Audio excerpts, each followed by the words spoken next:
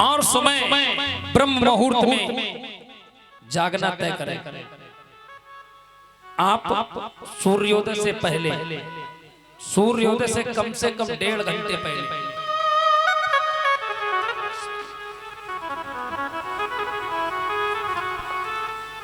सूर्योदय से 1.5 घंटे पहले बिस्तर छोड़ना सीख लें।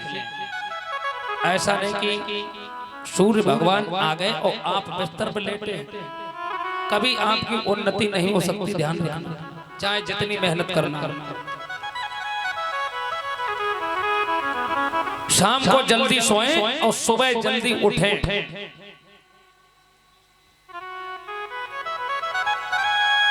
घर में अपनी नित्य क्रिया हमारे धर्म में, सनातन धर्म में कैसी है, इसको सीख लें। सर्वप्रथम बिस्तर से उठना है तो अपनी दोनों हथेलियों का दर्शन करना है, ये बहुत जरूरी है। सबसे पहले अपनी दोनों हथेलियों को जोड़ के उसका दर्शन करें और हो सके तो मंत्र याद कर लें। कराग्रे बसते लक्ष्मी, कर मध्य सरस्वती, कर मूले तू ब्रह्मा, प्रभाते कर दर्शन। इसको बोले। उसके बाद ये जो पृथ्वी माँ है, हम लोगों की माँ है, जिसपे हमारा सारा कार्य चलता है, इसको प्रणाम करें और उसका भी मंत्र, हर चीज का मंत्र कुछ थोड़े बहुत याद कर लें। अधिक नहीं कर सकते हैं तो आप उठें और सर्वप्रथम पृथ्वी मैया का वंदन करें और उनसे कहें, जब मंत्र ना आए तो कहें, मैया हमारी कोई क्षमता नहीं, हम आपके ऊपर पैर रख रहे हैं, मैं बहुत मजबूर हूँ। क्योंकि ये माँ है और उस पे हम लोग पैर रखते हैं तो गलत है, लेकिन हम बहुत मजबूर हैं, आपके बगैर मेरा कोई काम नहीं चल सकता, हमें क्षमा करना। और हो सके तो मंत्र याद कर लो। समुद्र बसने देवी, पर्वत स्तन मंडते, विष्णु पत्नी नमस्तभ्यम, पाद स्पर्श क्षमस्व। इतना करो। शाम को भी पूजा करनी है, सुबह भी पूजा करनी है, दोपहर में भी संध्याएं होती हैं। भगवान के प्रति आपका जितना लगाव रहेगा, भगवान उतनी ही आपको याद करेंगे। आप भगवान को याद करेंगे, भगवान आपके ऊपर दया करेंगे। क्या करना है आपका काम आप जाने, बताने का काम मेरा है। आज सुनीति जो है पतिव्रता नारी है। पति से कहा कि महाराज हो सकता है मेरे अंदर कोई कमी, आप दूसरा विवाह कर ले, एक बालक आ जाएगा तो बड़ी वीरान होने से बच जाएगी। ऐसी माताएं बहनें हमारे इस भारत भूमि पे, यही अयोध्या है और इसी के चक्रवर्ती सम्राट हैं और इसी अयोध्या का इतिहास, इसी धरती का। बहनों, माओ, बेटियों, मेरा कहना है आपसे, बहनों, माओ, बेटियों, उठो बचा लो लाज। आज देश धर्म संकट में है। हर आदमी भारत पर बुरी नजर से देख रहा है और सनातन धर्म पर कुठाराघात कर रहा है। जिसकी जो मर्जी होती वक्त लेता है। हम लोग अगर आंखें नहीं खोलेंगे फिर कौन खोले? बहनों, माओ, बेटियों, उठो बचा लो लाज। आज तुम्हारे हाथ है,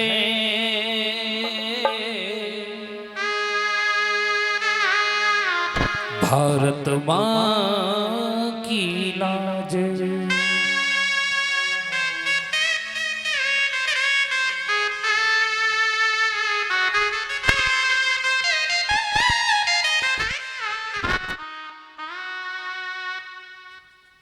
ऐसी नारियां, ऐसी माताएं बहनें हमारी इस भारत में हुई। हमें नाज है अपनी माताओं बहनों पर, जिन्होंने ऐसे ऐसे बालकों को अपनी कोख में रखा, भगवान तक को रखा है माताओं बहनों। इसी कोख में, इसी पृथ्वी पर, इसी धरती पर भारत माता, भारत के अंदर सब भूल गए। जरा सा इतिहास अपना पढ़ लो तो सुधार हो सकता है। भगवान कन्हैया यशोदा मैया के गर्भ में आए। माई तो है, एक नारी ही तो है जो भगवान मजबूर हो गए, जो सारे संसार को चलाते हैं। और मैया यशोदा के आंगन में कैसी कैसी लीलाएं करते हैं, भक्तों के ही बस में तो है। आज सुनीत ने कहा कि महाराज आप दूसरा विवाह कर लें। राजा उत्तानपाद ने कहा कि रानी हम दूसरा विवाह कर लें। प्रिय, आप बार बार ये संतान की चर्चा मुझसे मत करें। ये कोई हमारे हाथ की बात थोड़ी है, ये तो भगवान की कृपा है, नहीं संतान हुई तो इसमें हम क्या कर सकते हैं। रानी सुनीत ने राजा उत्तानपाद से कहा कि महाराज ये धन धाम राजपाट भवन जो आप देख रहे हैं सब व्यर्थ हो जाएगा।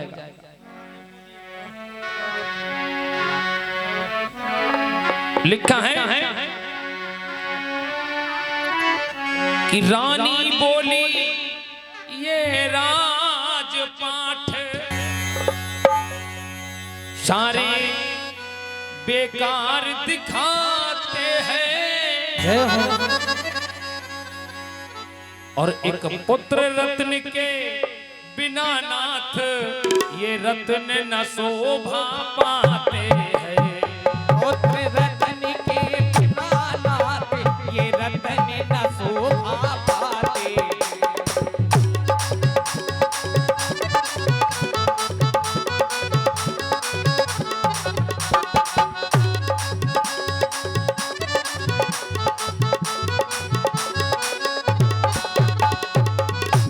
लगता है बिल्कुल मौत भवन, लगता है बिल्कुल मौत भवन, लगता है बिल्कुल मौत भवन, व्याकुल कर खाए जाता है, व्याकुल कर खाए जाता है, व्याकुल कर खाए जाता है। और कुल दीपक के दीपक बिल्कुल बिल्कुल मर घट दिखलाता है।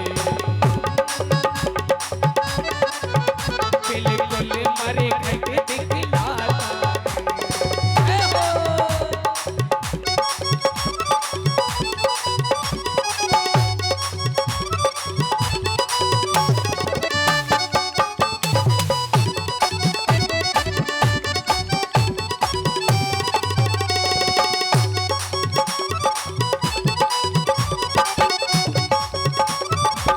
क्या बात है।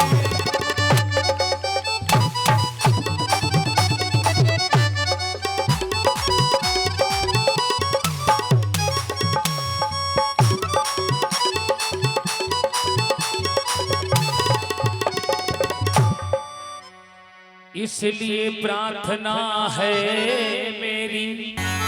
रानी सुनीत ने अपने पति से कहा कि राजन ये राजपाट जो आप देख रहे हो भवन, ये बिल्कुल मरघट के समान है। जब कोई कुल में दीपक जलाने वाला नहीं है तो ये सब व्यर्थ है।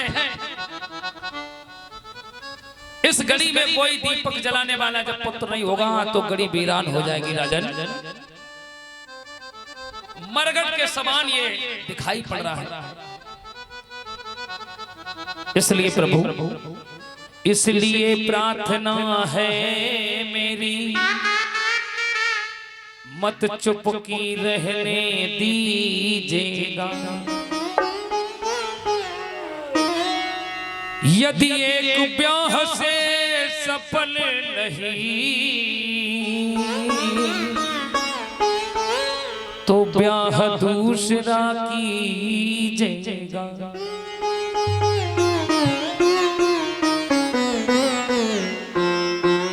कहा राजन, हो सकता है मेरे अंदर कोई कमी हो, आप दूसरा विवाह कर लें।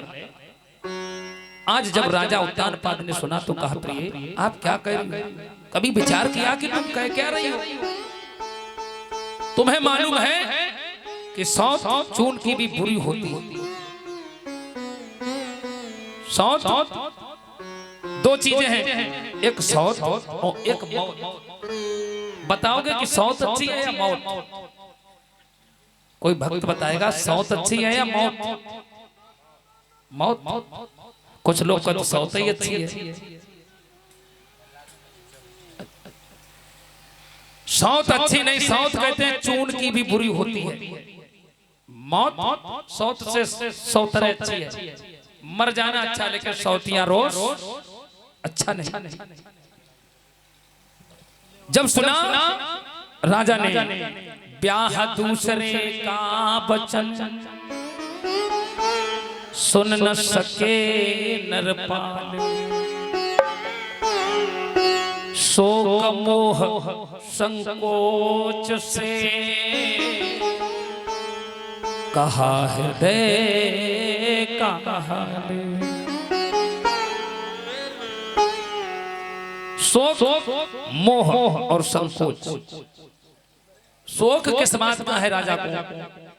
शोक इस बात का है कि कोई पुत्र नहीं है और वृद्धावस्था की ओर जीवन पहुंच गया। शोक है इस बात का, गरीब वीरान हो जाए। मोह किसका है कि रानी सुनीत पतिव्रता स्त्री है हमारी, और हम दूसरा विवाह करेंगे तो हमारी ये पहली पत्नी, इसका क्या हो? मोह है। संकोच इस बात का है कि उम्र बहुत अधिक हो चुकी है, राजा वृद्ध हो चुके हैं। प्रजा क्या कहेगी, गांव वाले क्या कहेंगे कि वृद्धावस्था में राजा ने दूसरा विवाह करा दिया। आज जब ऐसा कहा तो कहा, रानी जानते हैं कि एक म्यान में दो तलवारें कभी नहीं हिल सकती, हम दूसरा विवाह नहीं कर सकते। रानी सुनीत ने कहा, नहीं महाराज, आप विवाह करा कि संतान के लिए मैं सुनीत तुम्हारी बर्बादी नहीं देख सकता, मैं विवाह नहीं करूंगा। राजा ने कई बार समझाया कि रानी, जिस घर में जिस पुरुष की दो नारियां होती हैं उसका जीवन बर्बाद हो जाता है, इसलिए हम विवाह नहीं करेंगे। कई बार राजा उत्तानपाद ने रानी सुनीत को समझाया। अंततोगत्वा राजा को मजबूर कर दिया रानी सुनीत ने, क्योंकि पतिव्रता नारी है। सुनीत है सु माने सुंदर और नीति माने मंत्रणा देने वाली, ऐसी रानी सुनीत है। मजबूर कर दिया तो राजा ने ये कहा कि प्रिय आप हमें मजबूर कर रही हैं, अगर बाद में तुम्हें कोई कष्ट हो तो मुझे दोष नहीं देना, मैं आपकी बात को नहीं टाल पा रहा हूं। अगर तुम्हें कोई जीवन में दुख है तो हमसे मत कहना। रानी सुनीत ने कहा कि महाराज इसमें कष्ट की क्या बात है, आप हमारे जीवन धन हैं, हमारे प्राण हैं, हमारे परमात्मा मेरे स्वामी, और मैं आपकी दासी हूं। ये पतिव्रता नारी का इतिहास है। आपके लिए मैं अपना जीवन कुर्बान कर सकती हूँ। आप जरा सी बात सोच रहे हैं, आप दूसरा विवाह करें, आगे क्या होगा इसके लिए मैं आपको बिल्कुल दोषी नहीं ठहरा। रानी सुनीत ने राजा उत्तानपाद से कहा कि प्रिय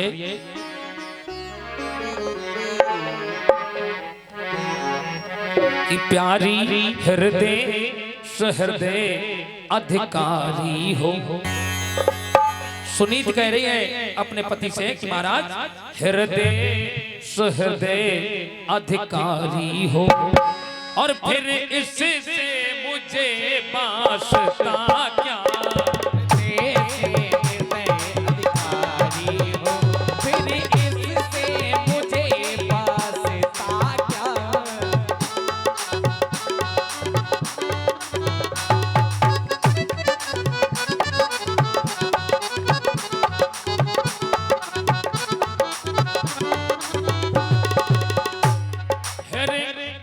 हृदय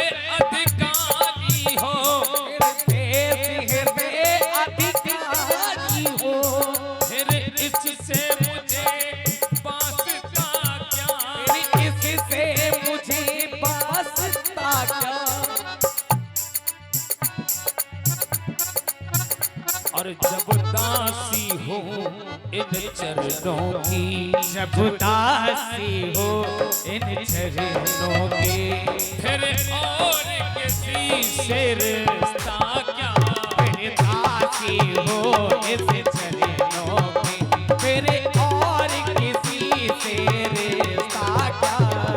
जय हो।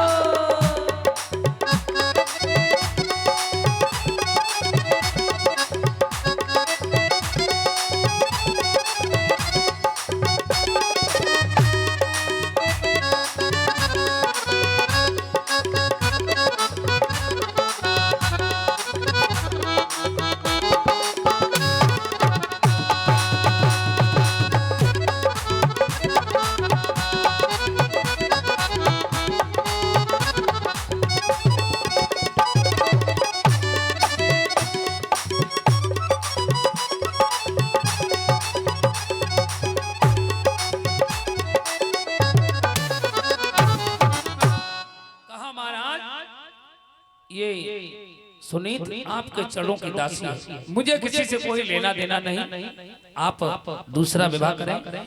मेरी बहन जो आएगी तो हम दोनों बहनें गंगा और यमुना की भांति आपको गले लगाकर बढ़ चढ़कर प्यार करेंगे। कम से कम एक संतान हो जाएगी, एक गड़ी वीरान होने से बच जाएगी। अधिक क्या बताएं, राजा उत्तानपाद को रानी सुनीत ने मजबूर कर दिया और राजा विवाह करने के लिए तैयार हो गया। राजा उत्तानपाद का दूसरा विवाह तय हो गया और किसके साथ में हुआ? सूरज के साथ। दूसरी नारी का नाम है सूरज।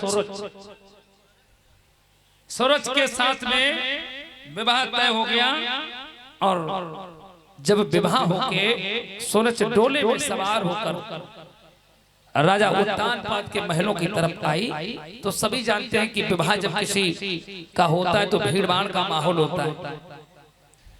सूरज आज डोले में सवार होकर राजा उत्तानपाद के महलों के पास जब पहुंचती है सभी तरफ भीड़ भाड़ का माहौल है। तो कोई कुछ अपनी अपनी सब लोग कह रहे हैं कि राजा उत्तानपाद ने विवाह कर लिया। कुछ लोग कहने लगे विवाह कर लिया, राजा की उम्र बहुत अधिक हो चुकी, वृद्ध हो गया और बुढ़ापे में राजा ने शादी की। किसी ने कहा कि राजा की कोई संतान नहीं होती थी इसलिए दूसरा विवाह कर लिया। सब बातें होती रही। किसी ने यह कहा कि राजा उत्तानपाद की पहली पत्नी जो है वो अभी मौजूद है और इसी महल में है, फिर क्यों राजा ने विवाह किया? जब दूसरी पत्नी का नाम सुना सुनीत का तो सूरज के कानों में आवाज पहुंची। तत्काल एकदम सतर्क दूसरी पत्नी महलों बहुत क्रोध में सूरज आ गई और एक सेवक को बुलाया और कहा जाइए राजा उत्तानपाद को मेरे पास लेके आओ। आज सेवक पहुंचता है राजा उत्तानपाद के पास। महाराज रानी ने बुलाया है। रानी के पास जैसे डोले के पास राजा उत्तानपाद आए तो रानी बहुत क्रोध में है, लाल पीली आंखें करके उसने कहा कि राजन मेरे डोले को मेरे पीहर में तत्काल वापस भिजवा, मुझे नहीं रहना। जब तुम्हारे पहले से ही रानी मौजूद है तो मुझे क्या भाड़ भौंकाने के लिए लाए? क्या कार्य है मेरा? आप तत्काल मेरे पीहर में मेरे इस डोले को वापस करो।